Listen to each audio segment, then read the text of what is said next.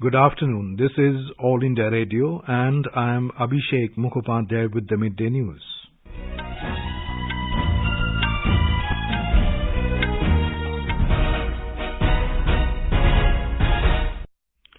The headlines.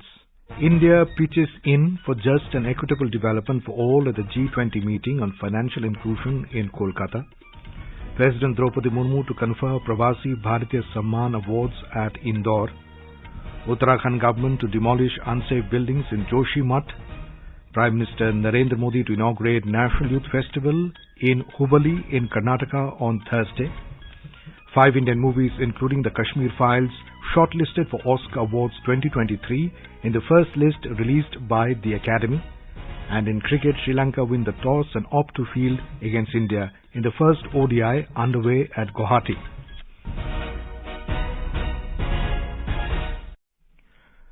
The plenary session of the first meeting of the G20 Working Group on Global Partnership for Financial Inclusion began in Kolkata this morning. Union Minister for Tribal Affairs Arjun Munda delivered the inaugural address at the meeting. In his inaugural address, Mr. Munda stressed the need for just and equitable development of all. Reiterating India's vision of Vasudhaiv Kutumbakam, he said, "We strive for human-centric globalization where no one is left behind." Through G20 presidency, the Indian vision is to promote a universal sense of oneness and to work together to shape a new paradigm of human-centric globalization where no one will remain behind. Our G20 logo and theme together convey the message of India's G20 presidency, which is of striving for just and equitable growth for all in the world. Mr. Munda said, as we navigate through these turbulent times in a sustainable, holistic and responsible manner, the process of financial inclusion enables us to find a way for better currency management.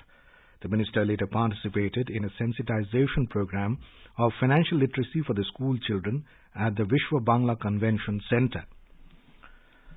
The 17th Pravasi Bhartiya Divas Convention being held at Indore in Madhya Pradesh will conclude today.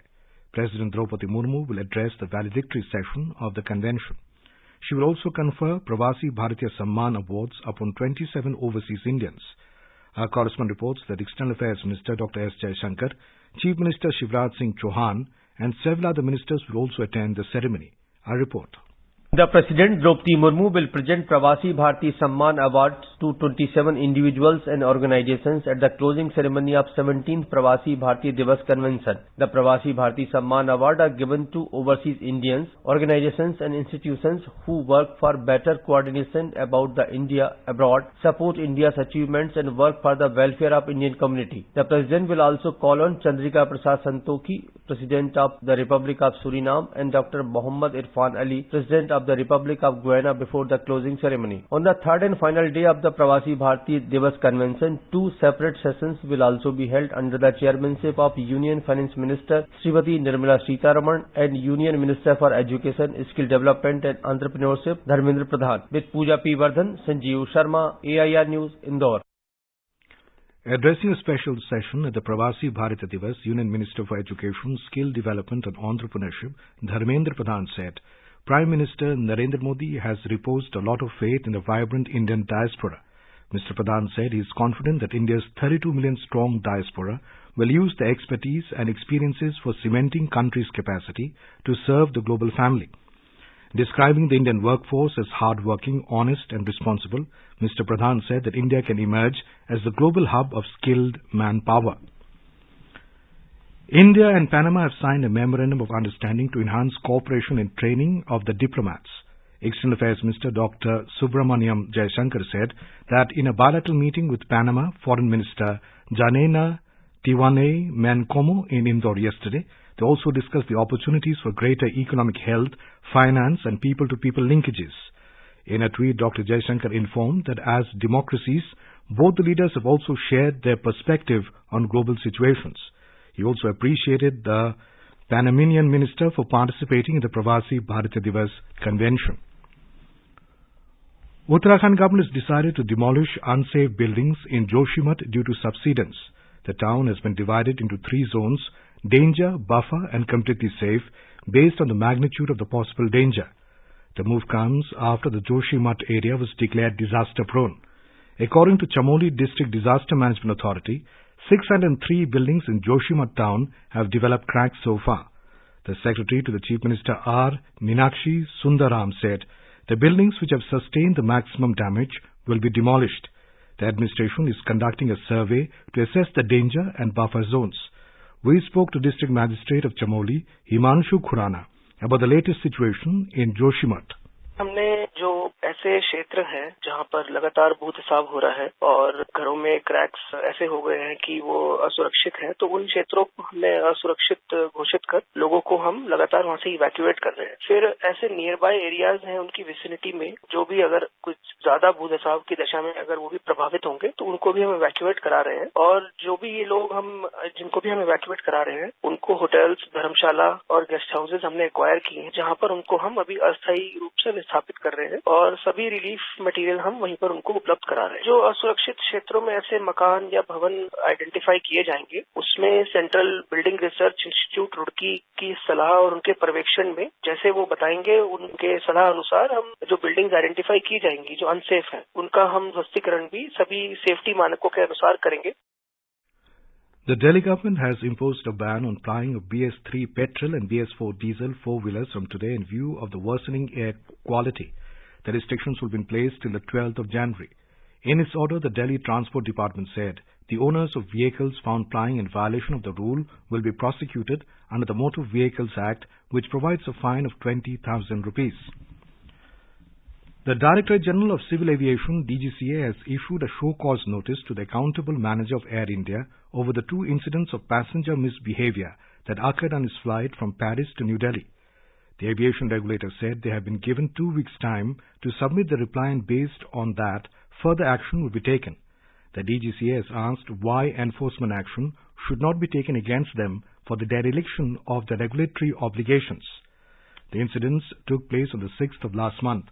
As per the regulations, the concerned airline is responsible for informing the DGCA within 12 hours of the landing of the aircraft in case of any incident of unruly passengers reported on their flight.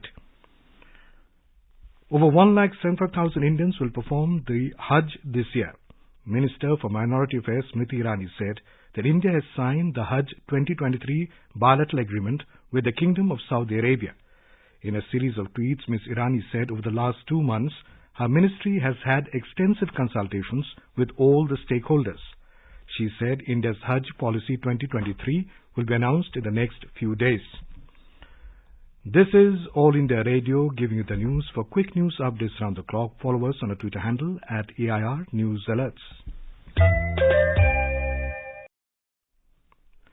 The 26th National Youth Festival will be held in the twin cities of Hubballi and Dharwad in Karnataka from the 12th to 16th of January. Addressing media in New Delhi, Union Minister for Youth Affairs and Sports, Anurag Singh Thakur, said that the theme of this year's Youth Festival is Viksit Yuva, Viksit Bharat.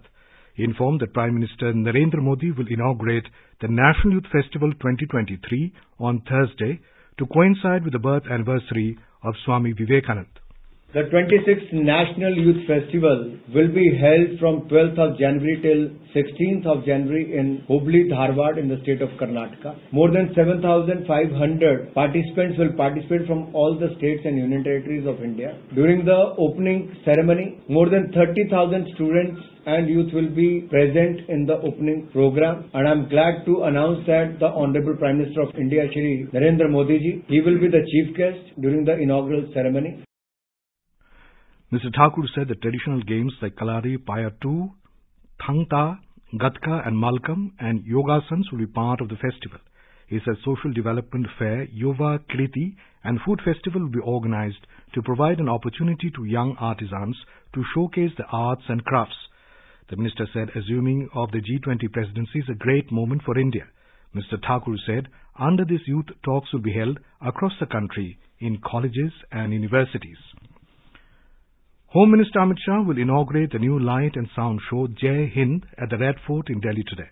A total of 700 people can watch the show to be showcased in Hindi and English. The light and sound show in Red Fort has been started after a gap of almost 5 years. The Ministry of Culture said in the new avatar of the show, a dramatic presentation of bravery and the history of India from the 17th century to the present day will be shown. The ministry said the one-hour show, divided into 3 parts, will bring to life key episodes from India's history.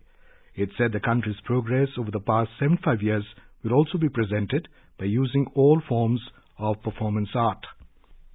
Bollywood film Kashmir Files has been shortlisted for Oscars 2023. The film director Vivek Agnihotri informed about the shortlisting of this film in the Oscar.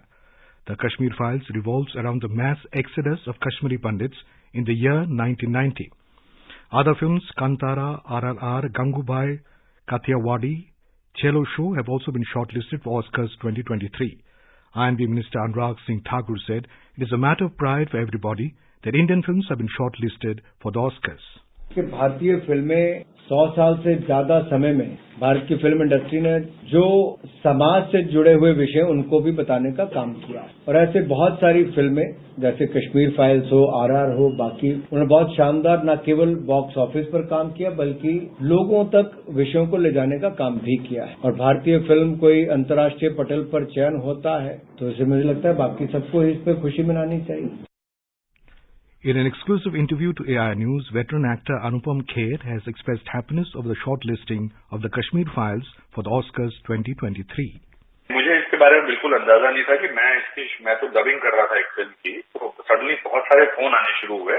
तो फिर पता चला कि Kashmir files shortlist हुई है और मेरा नाम शॉर्टलिस्ट हुआ है बेस्ट एक्टर ऑस्कर के लिए. तो शॉर्टलिस्ट जो है अपने आप में उपलब्धि है. फिल्म जो कश्मीर फाइल जिसका कश्मीरी हिंदुओं के जेनोसाइड पे बनी थी उसका इस लिस्ट में आना अपने आप में एक बहुत बड़ी उपलब्धि है, न केवल कलाकारों के लिए और निर्देशक और बाकी टीम के लिए बट उन तमाम लोगों के लिए, कश्मीरी लोगों के लिए जिनकी त्रासदी को, जिनकी ट्रेजेडी को 32 साल तक लोगों ने छुपा के रखा और उसके बाद जब फिल्म आ गई उसके बावजूद भी कुछ लोग ऐसे थे जो इस पर इल्जाम लगाते थे कि एक propaganda film. World Hindi Day has been observed today. The day is commemorated every year with the objective to promote use of Hindi language abroad. On this day in 2006, the first World Hindi Conference was held in Nagpur with the aim to promote the language worldwide. Since then, every year, 10th of January is observed as the World Hindi Day. External Affairs Minister S. Jaishankar and Information and Broadcasting Minister Anurag Singh Thakur have extended best wishes to all the people on the occasion. In a tweet, Dr. Jaishankar said the government's priority is to create more awareness about Hindi abroad. He added that the 12th World Hindi Conference, which will be held in Fiji, will further strengthen the promotion of Hindi language. Mr. Thakur said Hindi is not just a language, but an integral conductor that connects India with intimacy and emotion. In Brazil, around 1,500 people have been held after supporters of ex-President Jair Bolsonaro stormed Congress, the Presidential Palace and the Supreme Court in the capital, Brasilia. According to media reports, authorities arrested 1,200 people yesterday and 300 detained a day earlier. Justice Minister Flavio Dino said some 40 buses which had been used to transport protesters to the capital had been seized. Yesterday morning, heavily armed officers started dismantling a camp of Mr. Bolsonaro's supporters in Brasilia. The rioting came a week after President Luiz Inácio Lula da Silva was sworn in. In Indonesia, an earthquake of 7.7 magnitude struck at Tanimbar region today. The European Mediterranean Seismological Center informed about the earthquake. The epicenter of the quake was 427 kilometers south of the Indonesian island of Ambon at a depth of 95 kilometers. In cricket, the first one-day international of the three-match series between India and Sri Lanka is underway at Barsapara Cricket Stadium in Guwahati today. Put to bat, first hosts were 69 for no loss in 9 overs when reports last came in. And now, before we end the bulletin, the headlines once again. India pitches in for just and equitable development for all at the G20 meeting of financial inclusion in Kolkata. President Droupadi Murmu to confer Pravasi Bhartiya Samman awards at Indore. Uttarakhand government to demolish unsafe buildings in Joshimath. Prime Minister Narendra Modi to inaugurate National Youth Festival in Hubballi in Karnataka on Thursday.